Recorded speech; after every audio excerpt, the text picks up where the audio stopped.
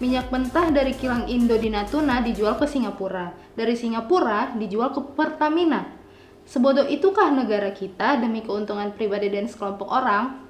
Ya memang faktanya sebodoh itu ya, jadi ya yang lu bilang itu fakta. Kenapa bodoh atau pura-pura bodoh? Karena kalau untungnya ya, kalau jadi negara yang hobinya impor gula, impor garam, impor beras, impor minyak. Untungnya ya mereka para pejabat itu bisa dapat komisi. Karena tinggal disetel, misalkan beli dari Singapura, tinggal bilang Singapura, lu berapa sih harganya? $2, gue titip ya $1.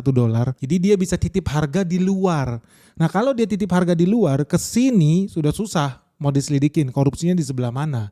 Jadi lebih gampang kalau dia titip harga dari luar negeri, dari Kazakhstan beli minyak, dari Singapura atau dari Amerika dia tinggal titip di luar. Bandingkan kalau seandainya belinya di sini, misalkan beli berasnya dari petani harganya 6.000, dia bakal bilang petani lu bisa nggak markup ke 9.000? Kan gampang nge-tracknya. Tinggal dicari mana petani yang jual. Diinterogasi, lu jualnya sebenarnya 9.000 atau 6.000? 6.000 pak. Terus kenapa 9.000 yang dicatat? Iya ada yang nitip 3.000 kan gitu. Lah itulah model korupsi yang ada di negara Kazakhstan guys. Untungnya Indonesia emang enggak. Indonesia emang negara surga guys. Semuanya pada repot aja ngurusin surga. Jadi yang kayak begitu-begitu ya jatahnya para koruptor dan pejabat biar mereka tambah kaya. Makanya sampai kapanpun Indonesia pasti jadi negara yang dikit-dikit impor bawang, dikit-dikit impor daging sapi. Setolol itu memang negara kita ini demi memperkaya perut para pejabat-pejabat korup itu. Terus sampai kapan ini akan berlangsung? Ya sampai 2000 tahun lagi pun akan tetap seperti ini. Makanya di Indonesia ini prestasi dan posisi yang suka diperebutkan orang itu adalah menjadi pegawai negeri atau menjadi pejabat.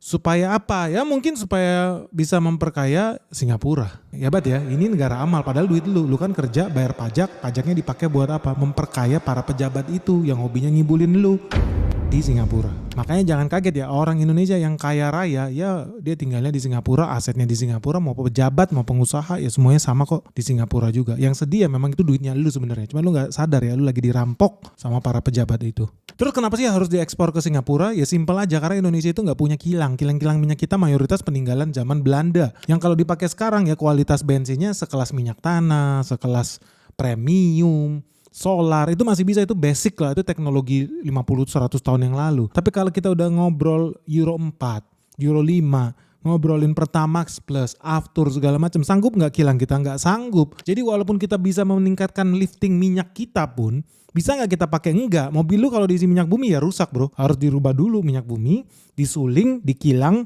jadi Pertamax Plus.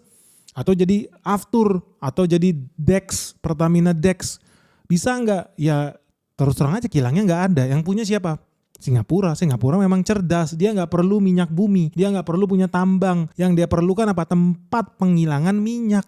Karena Indonesia dibuat bodoh supaya pejabat kita tidak ada yang punya pikiran buat bangun kilang di negeri sendiri. Ujung-ujungnya kita punya tambang minyak pun kita nggak bisa ngolah.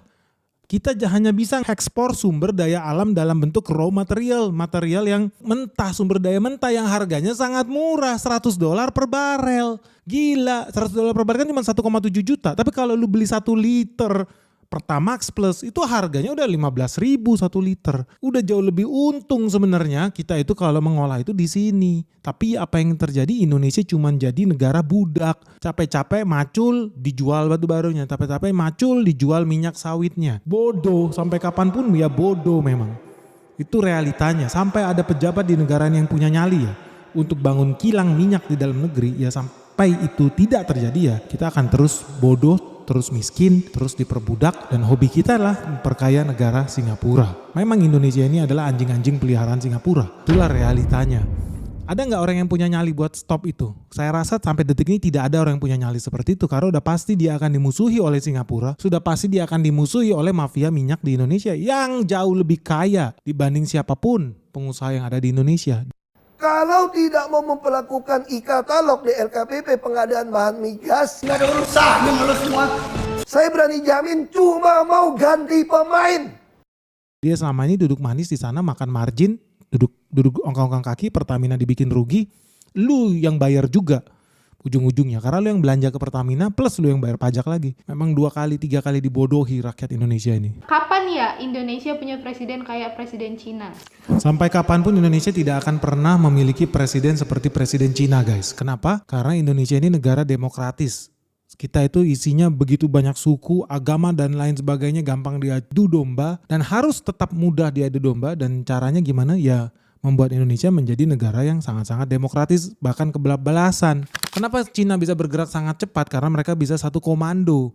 Partai bilang A, semua gerak A. Partai bilang B, semua gerak B. Apakah Indonesia akan bisa punya presiden seperti itu? Ya jelas tidak bisa. Lu lihat aja presiden lu sekarang. Terpaksa dia harus menjalin koalisi dengan partai-partai yang mungkin pun ideologinya gak sama dengan partai dia. Tapi dia harus lakukan itu. Kenapa dia harus lakukan itu? Karena presiden di Indonesia itu tidak punya power yang absolut. Kalau bikin undang-undang di Indonesia harus melalui persetujuan anggota DPR. Nah gimana caranya dia bisa lewat bikin undang-undang tentang menguasai planet bumi, undang-undang tentang menggali tambang di bulan, undang-undang tentang menangkap koruptor, undang-undang tentang memiskinkan koruptor. Bisa nggak? Ya nggak bisa. Ya dia cuma presiden. Dia bukan orang yang bisa memutuskan terjadinya sebuah undang-undang. Karena by undang-undang dasar 45 yang bikin undang-undang itu harus persetujuan anggota DPR guys. Artinya sepanjang presiden kita tidak menguasai parlemen, sepanjang itulah ya presiden kita akan harus goyang ke kiri, goyang ke kanan, membuat happy semua orang yang ujung-ujungnya apa?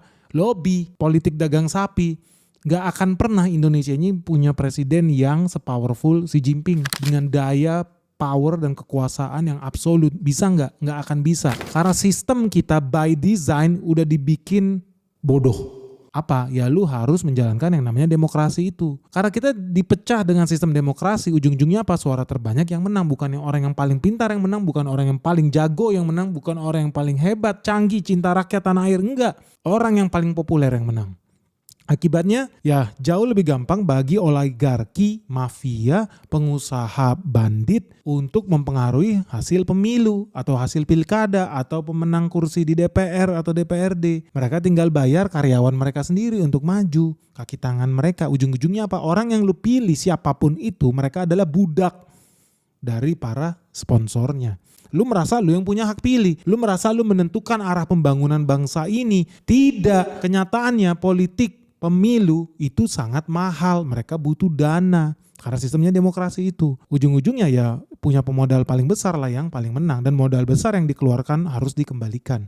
Logika aja lah. Jadi sampai kapanpun ya kita tidak akan pernah memiliki presiden seperti Xi Jinping. By system, by constitution itu tidak dimungkinkan di negara ini. Jadi apakah Indonesia bisa lebih maju daripada negara Cina? Tidak akan bisa. Tidak akan bisa dan tidak akan pernah. Memang secara sistem kita sudah dikalahkan. Secara ideologi pun kita sudah kalah.